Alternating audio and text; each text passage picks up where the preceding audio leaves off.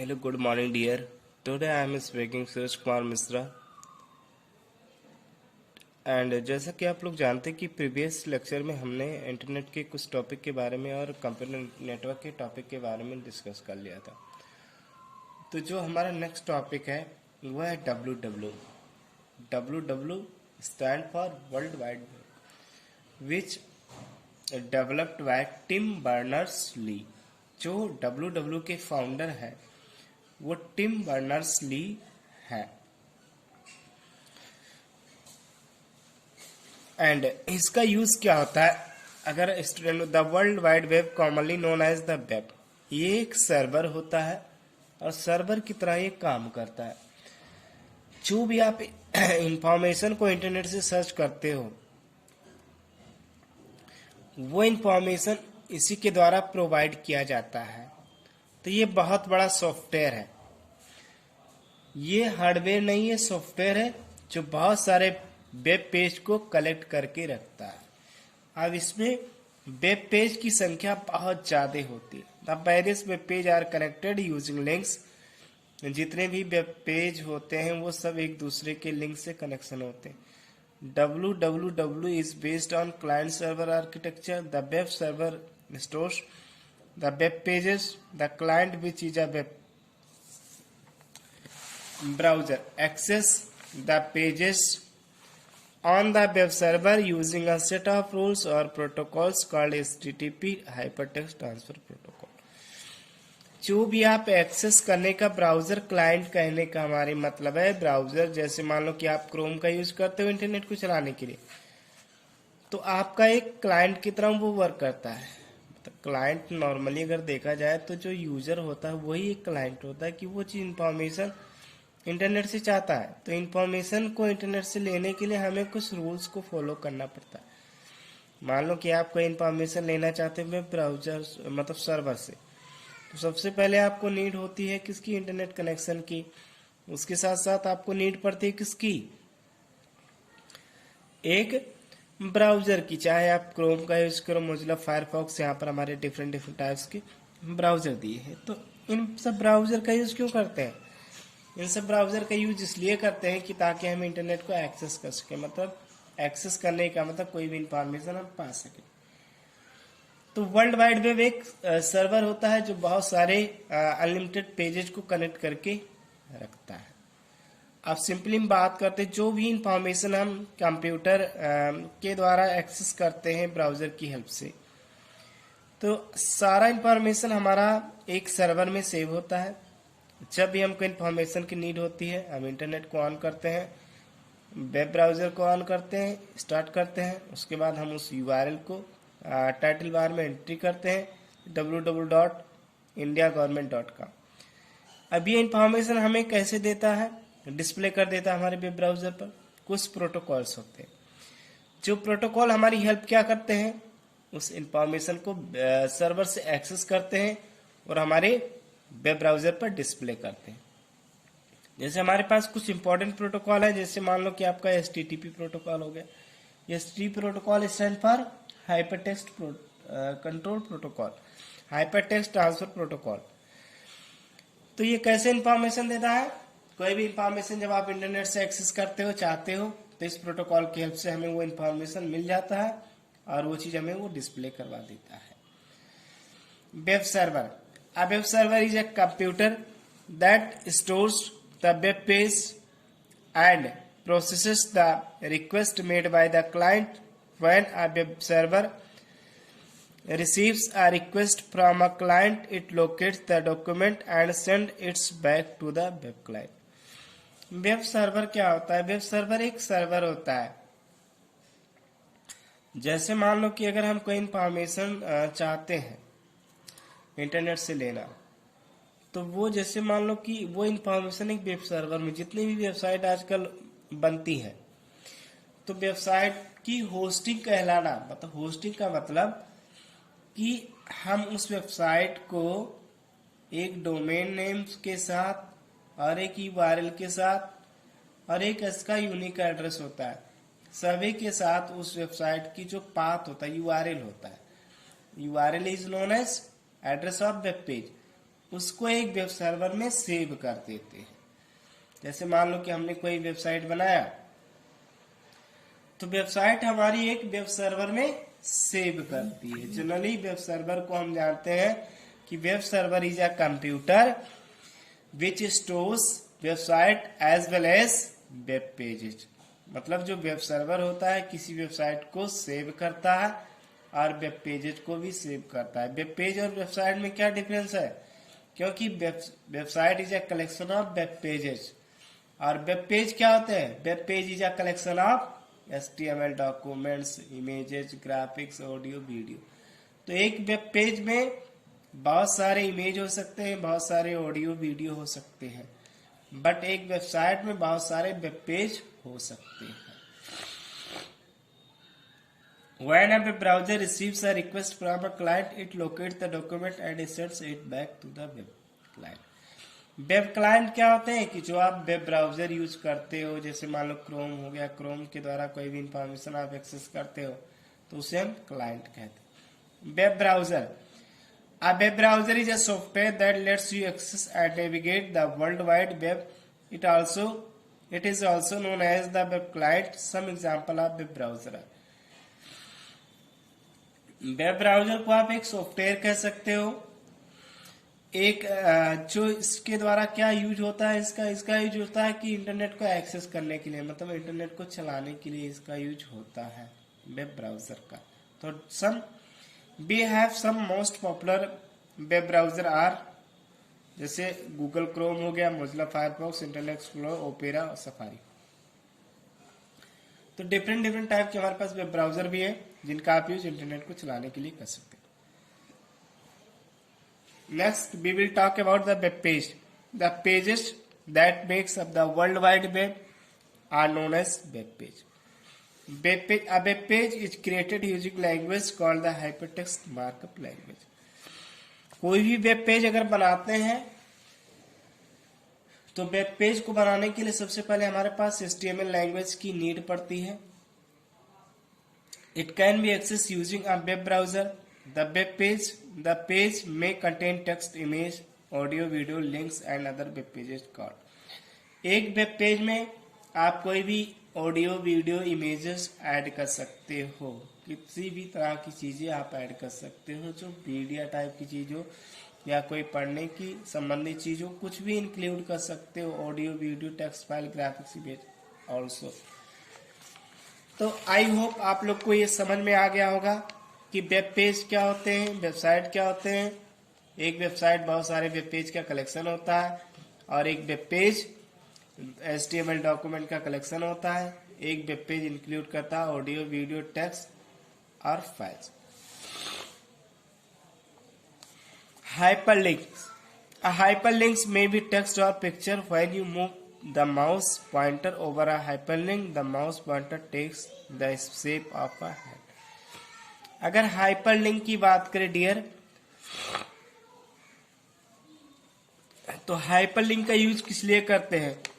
एक पेज को दूसरे पेज में मूव करने के लिए। मतलब जैसे हाइपरलिंक हम अप्लाई करते हैं कि उस लिंक जो इमेज या फोल्डर है उसको लिंक करने के लिए, मतलब लिंक करने का मतलब जब आप उस फाइल या फोल्डर या टेक्स्ट पर क्लिक करोगे तो दूसरा फाइल ओपन हो जाता है। जैसे मान लो कि ये हमारा पेज है, अब मान लो कि हमने इस पर लिंक कर दिया। जब भी हम इस पर जो पेज, जिस फाइल या फोल्डर को लिंक करेंगे वो अगर इस पर हम क्लिक करेंगे तो ये हमें ओपन हो जाएगा।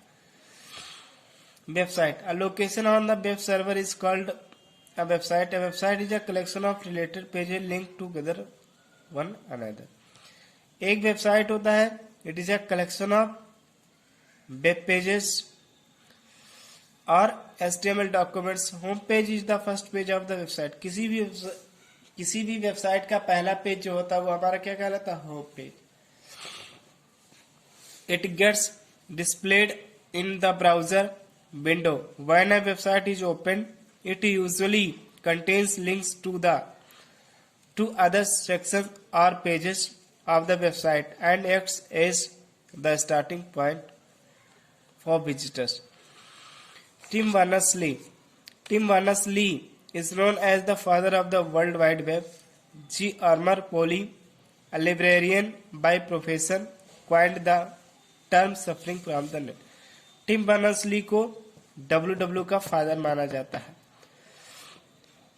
तो डियर स्टूडेंट, वेबसाइट कुछ नहीं होता है, वेबसाइट बहुत सारे HTML वेब पेजेज का कलेक्शन होता है। मतलब जो भी HTML के द्वारा हम वेब पेज बनाते हैं, तो एक वेबसाइट में 1000, 2000, 100, 500 पेज हो सकते हैं। URL is the address of the web page or any other resources on the world wide web. URL हमारा क्या होता है? किसी भी वेब पेज का या वेबसाइट का एड्रेस हो सकता है। तो URL में हमारे पास देखो, पहले हमारे पास ये http://www.google.com, ये हमारा HTTP क्या है? एक प्रोटोकॉल है। कोलन हमारा क्या होता है? दो वैल्यू को या टेक्स्ट को ज्वाइन करता है। // ये भी हमारा एक टेक्स्ट है जो स्पेशल कैरेक्टर है। www. एक सर्वर है गूगल हमारा एक प्रकार से क्या है? डोमेन नेम है। .com, ये देखो, ये एक जो डोमेन नेम है उसका एक्सटेंशन नेम कौन है? .com, .in हमारा क्या है? ये डोमेन नेम का एक्सटेंशन नेम है। तो इस तरह का हमारा URL होता है। अब इस URL को जब हम यहाँ पर देखो, इसको टाइटल बार कहा जाता है। जब इस URL को हम इस टाइटल बार में एंट्री करते हैं और उसके बाद ओके करेंगे, तो जब इंटरनेट हमारा ऑन होता है तो इसी के अकॉर्डिंग हमको वो इंफॉर्मेशन दे देता है। जैसे मान लो कि हम यहाँ पर लिखे www.government.gov.in, मतलब गवर्नमेंट ऑफ इंडिया के बारे में हम जानना चाहते हैं, तो जितना भी इंफॉर्मेशन होगा वो हमको दे देगा। तो ये होता है आपका URL is also known as the address of web page. किसी भी वेब पेज का एड्रेस हो सकता है URL, जिसमें डिफरेंट टाइप्स के पार्ट्स होते हैं। पहला होता है प्रोटोकॉल, कोलन होता है, // होता है, एक सर्वर होता है www.google होता है, जो गूगल को हम किस नाम से जानते हैं? एक डोमेन नेम होता है, और डोमेन नेम का एक्सटेंशन क्या है? .co.in उसका एक्सटेंशन नेम होगा। Again we will see here, to access a web page you type the URL of the website or any other web page on the address bar of the browser window. A URL is made of 3 parts. URL हमारा तीन part से मिलकर बना होता है। The first part of the address is the protocol. जो हमारा URL का पहला पार्ट जो HTTP है वो हमारा प्रोटोकॉल है। The second line part of the address is the name of the server. तो दूसरी लाइन है वो एक सर्वर का नाम है, विच हैज द रिसोर्स और web page to be process. Server में क्यों नाम होता है? कि जो हमारा फाइल कहां पर हमारा फाइल सेव है। The third part of the address is the complete path of the file on the server. If a user type the URL http://www.computerhope.com/ keys.htm in the address bar of browser, it means that the user want to access the web page keys.htm. ये हमारा एक extension name होता है keys.com/htm located on the server. अगर ये इस domain name से कोई वेबसाइट स्टोर है तो ये आपका डिस्प्ले इंफॉर्मेशन कर देगा। Located on this server www.computerhope.com using the HTTP protocol.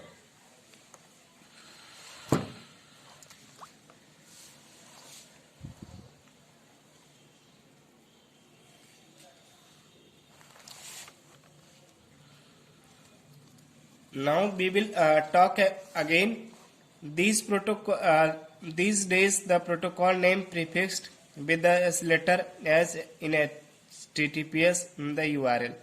HTTPS एक सिक्योर प्रोटोकॉल होता है देन HTTP की तुलना में। Practice zone, we will see this again. Now we will talk about cloud storage. Cloud storage की अगर बात करें डियर, these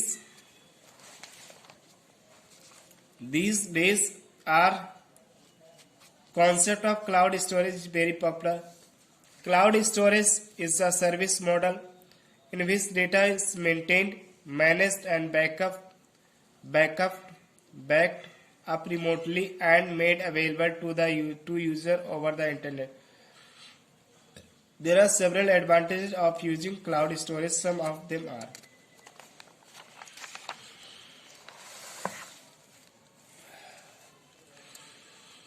फाइल। अगर बात करें स्टूडेंट की क्लाउड स्टोरेज क्या होता है, तो क्लाउड स्टोरेज हमारा बहुत मेन फीचर होता है। क्लाउड स्टोरेज की अगर बात करें तो बहुत एडवांस फीचर है। किसी भी ऑनलाइन डेटा को स्टोर करने के लिए आज के डेट में क्लाउड जो स्टोरेज है बहुत बड़ी इंपॉर्टेंट चीज होती है। ऑनलाइन स्टोरेज की हमें नीड क्यों पड़ी डियर, कि इससे हमारा बहुत बड़ा बेनिफिट हो जाता है। क्योंकि जो कंपनी है, तो कंपनी ये नहीं चाहती है कि हमें डेटा को स्टोर करने के लिए, हमें पार्टिकुलर डेटा को स्टोर करने के लिए हमें कुछ यूजर की एम्प्लॉय की रिक्वायरमेंट केवल उसी के लिए पड़े। इसलिए हमें क्लाउड कंप्यूटिंग की नीड पड़ी कि ताकि हमारा डेटा ऑनलाइन सेव हो सके। और जब हम ऑनलाइन सेव करते हैं डेटा, तो उसके लिए हमें एक्स्ट्रा एम्प्लॉय की जरूरत नहीं पड़ती है। मतलब वो डेटा तो ऑनलाइन सेव हो जाता है किसी थर्ड पार्टी के माध्यम से, लेकिन उसको सेव करने के लिए किसी और दूसरे की जरूरत नहीं पड़ती है। तो इसलिए हमें क्लाउड कंप्यूटिंग की जरूरत पड़ी। File accessibility. File stored in the cloud can be accessed at any time, any place if you have internet access. जो भी आप डेटा को सेव करते हो ऑनलाइन, आप उसको कभी भी एक्सेस कर सकते हो क्लाउड स्टोरेज के माध्यम से, जो भी आप डेटा सेव किया। Shareability and collaboration. Files stored in the cloud can easily be shared with others. No duplicate copies of the file need to be maintained. Any change made the original file can easily be seen by others. जो भी आप कोई भी information share करते हो, collaboration का मतलब होता है कि जैसे मान लो कि कोई पर्सन है, वो फॉरेन में है, आप इंडिया में, इंडिया से उसको फॉरेन पर्सन को कोई चाहिए, तो जब आप क्लाउड में वो डेटा सेव कर दोगे तो आप कभी भी कहीं से भी कोई एक्सेस कर सकता है। तो एक कोलाबोरेशन का मतलब ये होता है। Reliability. Cloud storage provide individuals and organisations with remote backups of data, so the change of data getting is lost as minimise. Reliability का मतलब बहुत मतलब एक प्रकार से कह सकते हैं बहुत यूजफुल होता है हमारे पास क्लाउड स्टोरेज। इसके माध्यम से जो भी हम डेटा को सेव करते हैं, कितने भी आसानी से इसका हम बैकअप कर सकते हैं। बैकअप का मतलब कि सपोज आप कोई डेटा डाउनलोड कर रहे हैं या एक्सेस कर रहे हैं, अगर कोई प्रॉब्लम आ जाती है तो उसको दोबारा से आप एक्सेस कर सकते हो। ऐसा नहीं कि एक बार कोई प्रॉब्लम हो गया तो उसको दोबारा से एक्सेस नहीं कर सकते, इसलिए बहुत रिलायबिलिटी होती है। Reduced cost. Since the data is being maintained remotely, overall storage cost is reduced as the expenditure to purchase, manage and maintain. तो ये सब हमारे expensive hardware is not incurred. तो हमारे ये सब हमारे क्या होते हैं, क्लाउड स्टोरेज के मीडियम होते हैं जो अलग अलग ऑर्गेनाइजेशन द्वारा खरीदे जाते हैं, किसी कोई कंपनी प्रोवाइड करती है। Cloud storage providers such as Dropbox, OneDrive and Google Drive that offers free storage space are very popular these days. That lets you access files and data from any computer or mobile phones with the internet access. ये सब popular हमारे पास cloud storage service provider है जो हमें ये service को provide करती है। अब जैसे मान लो ड्रॉप बॉक्स हो गया, गूगल ड्राइव हो गया, वन ड्राइव। अब गूगल ड्राइव में क्या होता है कि जनरली हम कोई भी इंफॉर्मेशन अपना सेव कर देते हैं। इंफॉर्मेशन आपका कोई डॉक्यूमेंट होता है, कोई लेटर हो गया, कोई ईमेल हो गया, कोई आपका मोबाइल फोन नंबर भी हो सकता है जो आप गूगल ड्राइव में सेव कर सकते हो। ऑनलाइन कभी भी आपको आवश्यकता पड़ती है तो आप उसको एक्सेस कर सकते हो। अब इससे अगर मान लो कि बेनिफिट क्या होता है कि अगर आपके पास सपोज मोबाइल फोन्स भी ना हो और आप कहीं बाहर पर भी हो, वहां समय आपको मोबाइल फोन है, तो किसी दूसरे मोबाइल फोन से आप उस इंफॉर्मेशन को पा सकते हैं, एक्सेस कर सकते हैं। ये सबसे बड़ा बेनिफिट हो जाता है कि हम बिना अपने सेल फोन के ही भी किसी उस इंफॉर्मेशन को एक्सेस कर सकते हैं।